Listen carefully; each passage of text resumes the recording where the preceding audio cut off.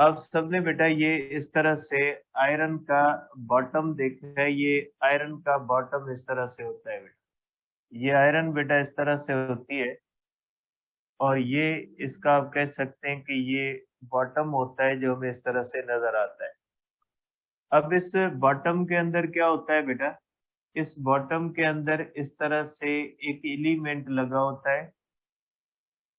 जिस तरह से आपने देखा है हीटर के अंदर बेटा एक स्प्रिंग लगा होता है, और उस स्प्रिंग को जब हम करंट देते हैं तो वो स्प्रिंग जो होता है वो गर्म होता है, और उसमें से हीट पैदा होती है।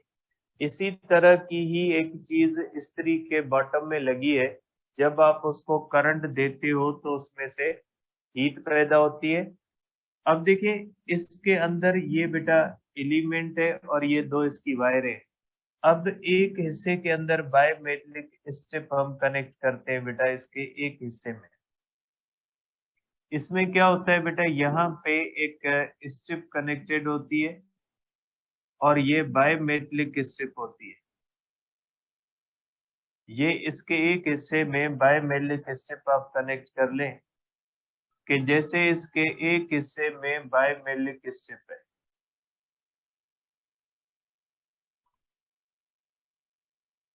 इसके एक हिस्से में इस तरह से बाय मेटलिक स्ट्रिप होती है बेटा, ठीक है।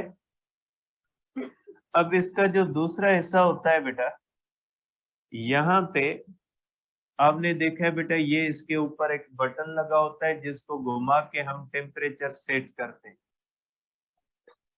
इसका एक एंड जो होता है बेटा वो इस तरह से इसके साथ कनेक्ट होता है, ये पिन लगी होती है बायमेलिक स्ट्रिप का। और यहाँ पे बेटा टेम्परेचर का स्केल लिखा होता है कि यहाँ पे कितना कितना टेम्परेचर आपने सेट करना होता है। आप इस बटन के थ्रू उस टेम्परेचर को सेट करते हो। अब इस बटन का दूसरा हिस्सा किसके साथ कनेक्ट होता है, बायमेटलिक स्ट्रिप के साथ। बायमेटलिक स्ट्रिप का दूसरा हिस्सा किसके साथ कनेक्ट होता है, इस एलिमेंट के साथ। ये एलिमेंट का दूसरा हिस्सा है। अब क्या होता है, ये वायरें इस तरह से कनेक्ट होती है बेटा। एक वायर यहाँ पे कनेक्ट होती है इस तरह से, और एक वायर ये होती है बेटा। ये दोनों वायरें बाहर आती है जिसके थ्रू हम इसको इस्त्री को करंट देते हैं बेटा, इसके थ्रू, ठीक है। और यहाँ पे बिजली का बेटा ये प्लग लगा होता है, और इसको हम हाफ पॉइंट के अंदर इस तरह से रखते हैं। ये बिजली का प्लग होता है, ठीक है।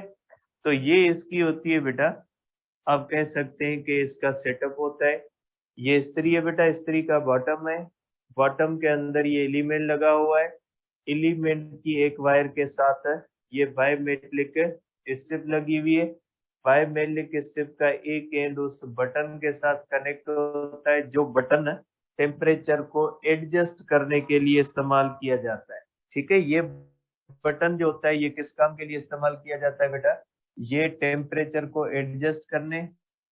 यहाँ से एक वायर लगी होती है, ये एक्सटर्नल सर्किट में जाती है, और ये वायर भी कहाँ पे जाती है, एक्सटर्नल सर्किट के अंदर जाती है।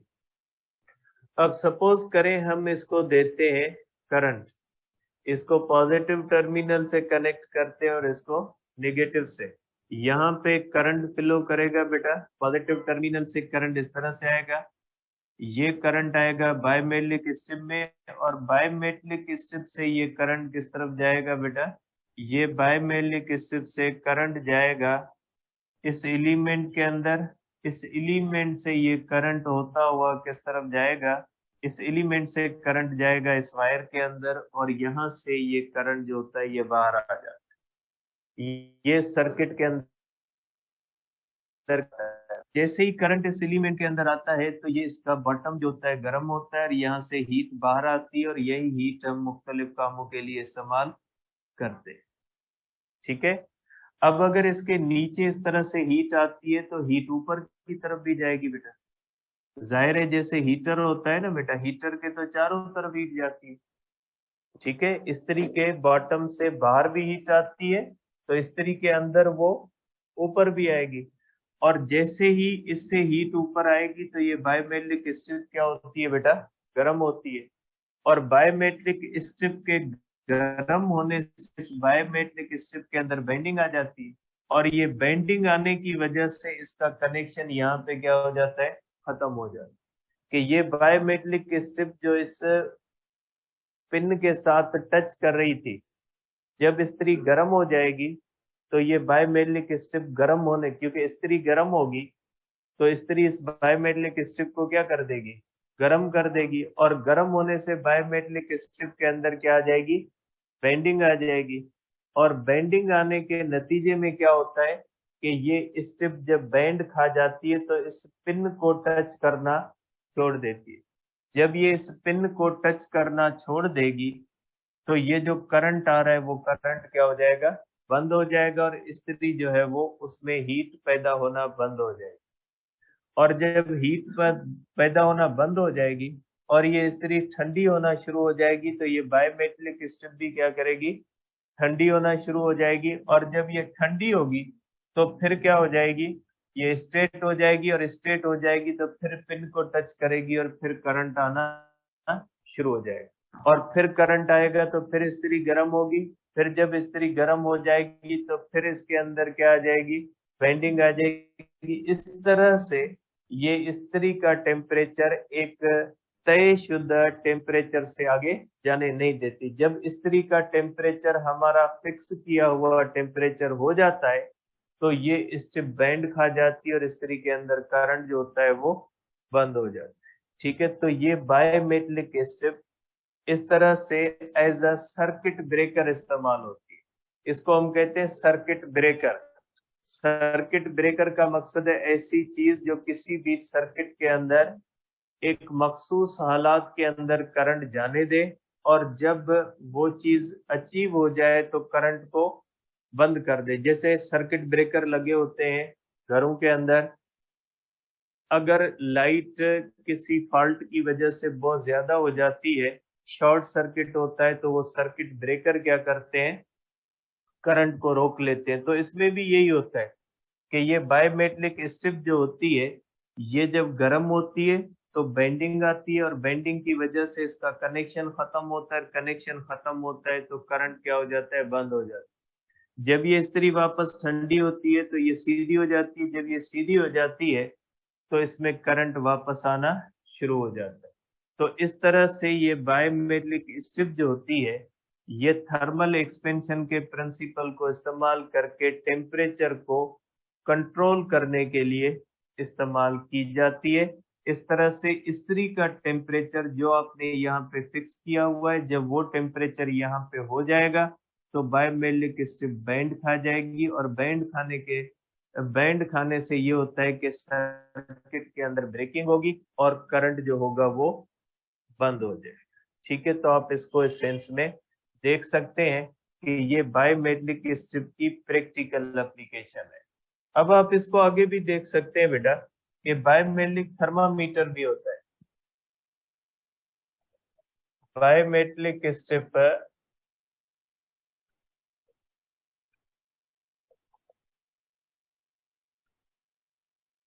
biometric strip can be used in biometric thermometer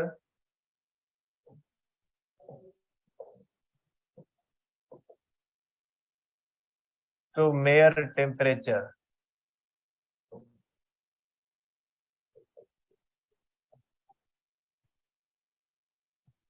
बेटा ये टेम्परेचर को मेयर करने के लिए इस्तेमाल भी की जाती है। अब इसे थर्मामीटर बनाया जाता है बेटा, जैसे ये गीजर वगैरह जो होते हैं, या मुख्तलिफ गाड़ियों के अंदर भी पहले होता था, लेकिन अब तो गाड़ियों के अंदर मॉडर्न टेक्नोलॉजी, ये भी गाड़ियों के अंदर इस्तेमाल की जाती थी। जो पुरानी टेक्नोलॉजी थी उसके अंदर इसको इस्तेमाल किया जाता था।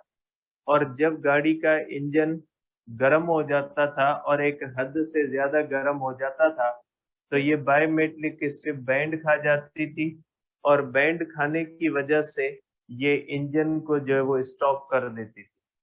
तो ये हर उस जगह पे इस्तेमाल होती है जहां पे हीट पैदा होती है, क्योंकि ये ऐसी जगह पे इस्तेमाल नहीं की जा सकती जहां पे हीट पैदा ना हो, क्योंकि ये हीट के गर्म होने की वजह से इसके अंदर जो बेंडिंग आती है वो गर्म होने से होती है। तो जाहिर है ये इस्तेमाल ऐसी जगह पे होगी जहां पे हीट पैदा होगी। अगर हीट पैदा नहीं होगी तो इसका इस्तेमाल जो होता है वो फजूल बन जाता है।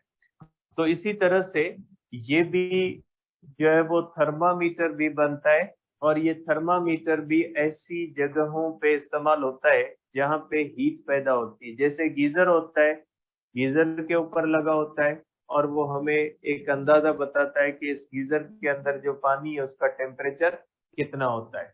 अब ये काम कैसे करता है बेटा, इसके अंदर क्या होता है बेटा कि इसके अंदर आप कह लें कि एक बायोमेलिक थर्मोस्टेट तो इस्तेमाल होती है, लेकिन वो इस तरह से एक स्पाइरल शेप के अंदर होती है। इसको आप कह सकते हैं कि ये स्पाइरल शेप होता है। इसके दो मटेरियल्स होते हैं, आप कह लें कि ये इस तरह से स्पाइरल शेप के अंदर होती है, इस तरह से।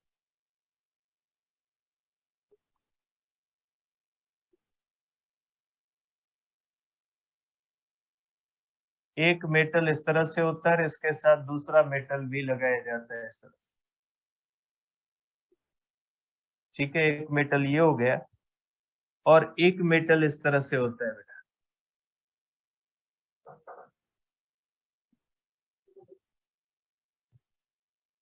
दो मेटल को मिला के ये स्ट्रिप बनाई जाती है।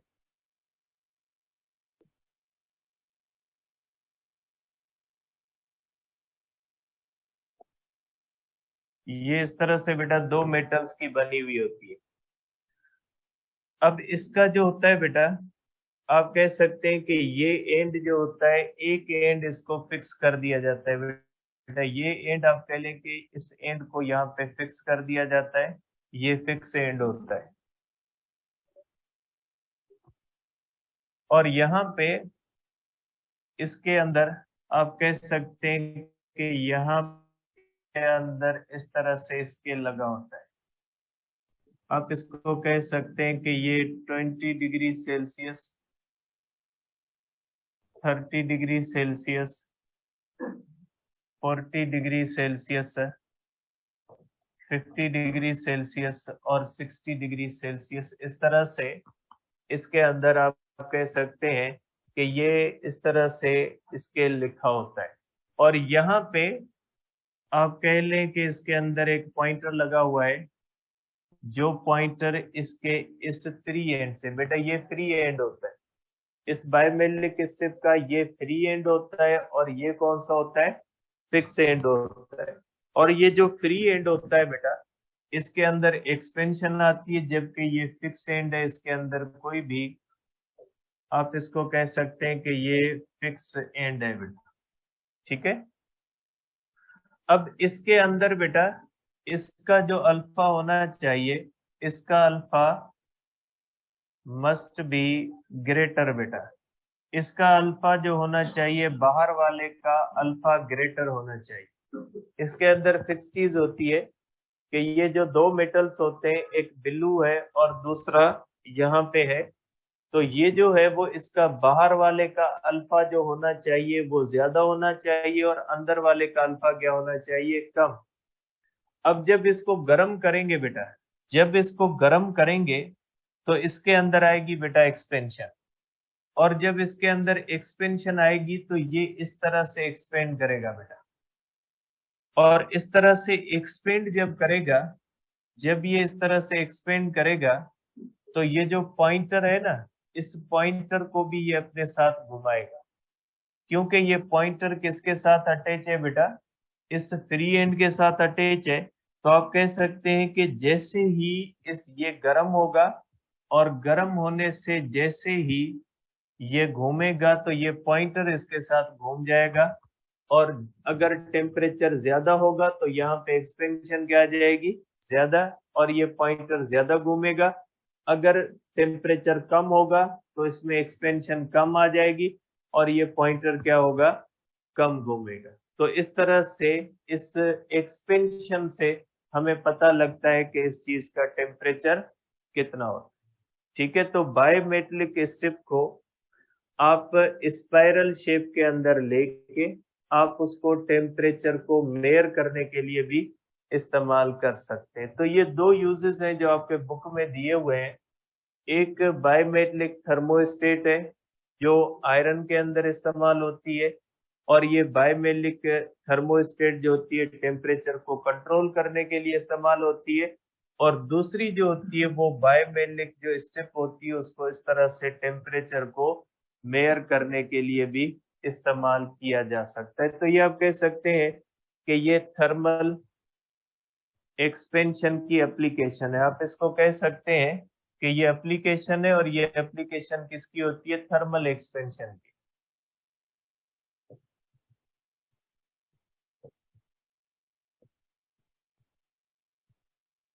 देखिए, थर्मल एक्सपेंशन को मुख्तलिफ कामों में आप इस्तेमाल करते हैं। थर्मामीटर के अंदर भी आप थर्मल एक्सपेंशन को यूज करते हैं, जिसके अंदर आप थर्मल एक्सपेंशन जो वॉल्यूम एक्सपेंशन होती है उसको इस्तेमाल करके आप टेम्परेचर को मेयर करते हैं। ठीक है, अब आ जाते हैं बेटा आगे हम जो हमारा नेक्स्ट टॉपिक है उसके अंदर बेटा हमारे पास है गैस लॉज बेटा।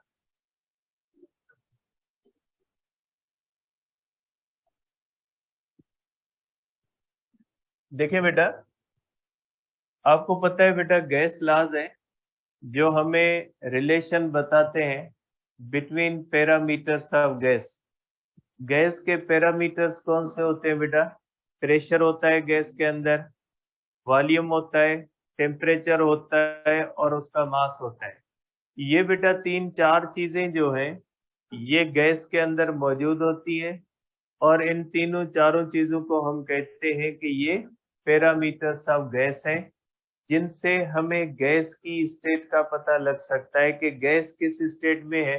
अगर प्रेशर, वॉल्यूम, टेम्परेचर वगैरह आपको पता होंगे तो आप गैस की स्टेट्स वगैरह की आप इंफॉर्मेशन रख सकते हैं। तो आप गैस लॉज के बारे में कहोगे कि ये हमें देते हैं, ये रिलेशन हमें बताते हैं बेटा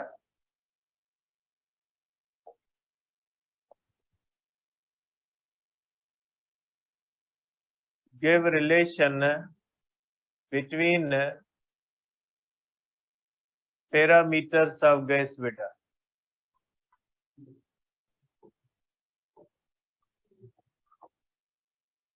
पैरामीटर्स ऑफ गैस बेटा, इसमें ये हो सकता है पैरामीटर्स कौन से होते हैं बेटा?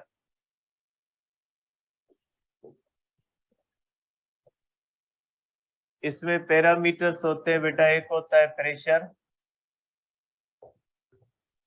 दूसरा होता है वॉल्यूम, तीसरा होता है टेम्परेचर,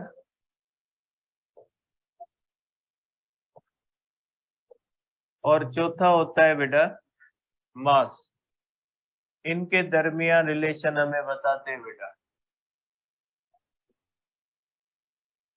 और ये तब वैलिड होते हैं बेटा जब कोई भी गैस आइडियल बिहेवियर शो करती है। देखिए बेटा, मैंने आपको ये कहा था कि आप गैस को आइडियल या रियल इसलिए कहते हैं, कोई आइडियल गैसेस अलग गैसेस नहीं है। आइडियल एक बिहेवियर होता है। अगर कोई भी गैस एक मखसूस बिहेवियर शो करे तो उसी गैस को आप कहेंगे आइडियल गैस।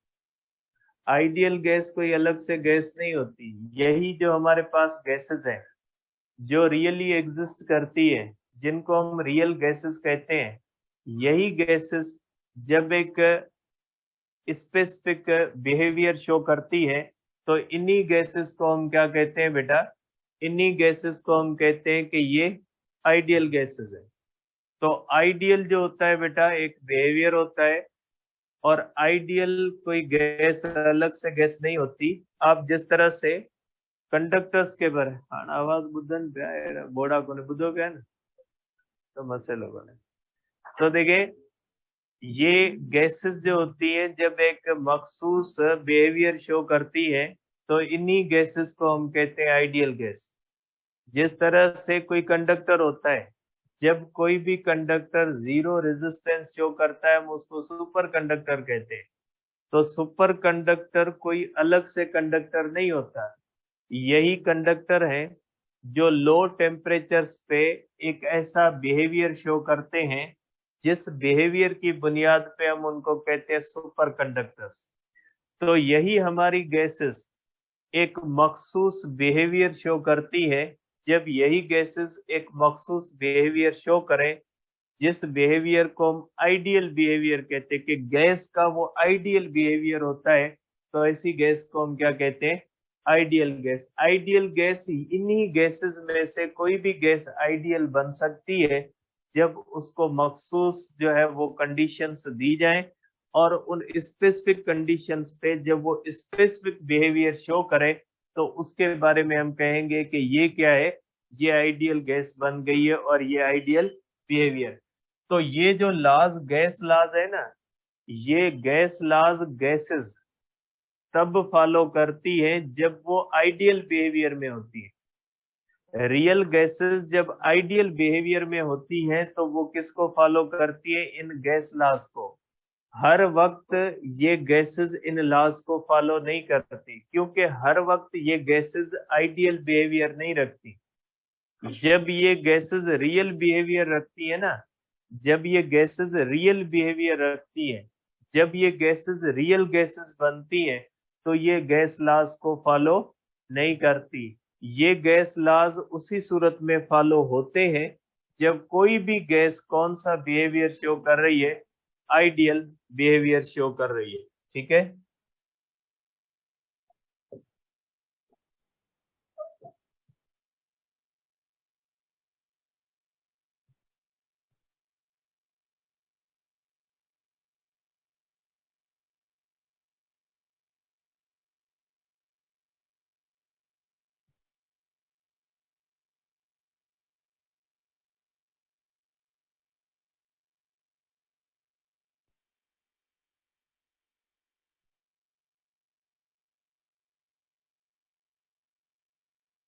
अब ये आइडियल बिहेवियर क्या होता है?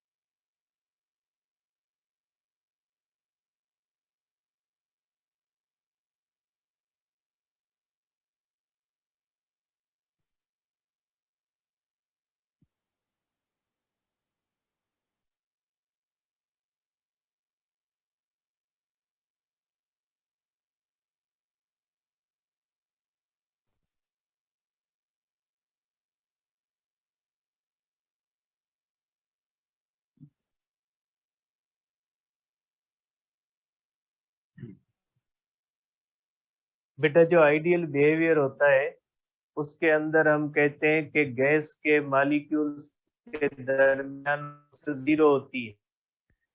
अब गैस के मॉलिक्यूल के दरमियान फोर्सेस कैसे जीरो हो सकती हैं? क्योंकि उनके मॉलिक्यूल्स जो होते हैं, उनके जो मॉलिक्यूल्स होते हैं उनके अंदर मास होता है। तो मास की वजह से वो मॉलिक्यूल एक दूसरे के ऊपर क्या एग्जर्ट कर सकते हैं? ग्रेविटेशनल फोर्सेस एग्जर्ट कर सकते हैं।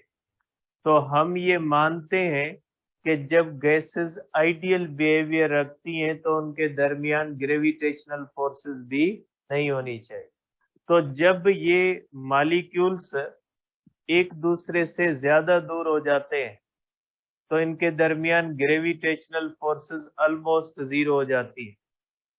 तो अगर ग्रेविटेशनल फोर्सेस इनके दरमियान जीरो हो जाती हैं तो मास होने से अगर ग्रेविटेशनल फोर्स जीरो हो जाए तो इसको हम टर्मिनोलॉजी के अंदर कहते हैं पॉइंट मास। पॉइंट मास का मकसद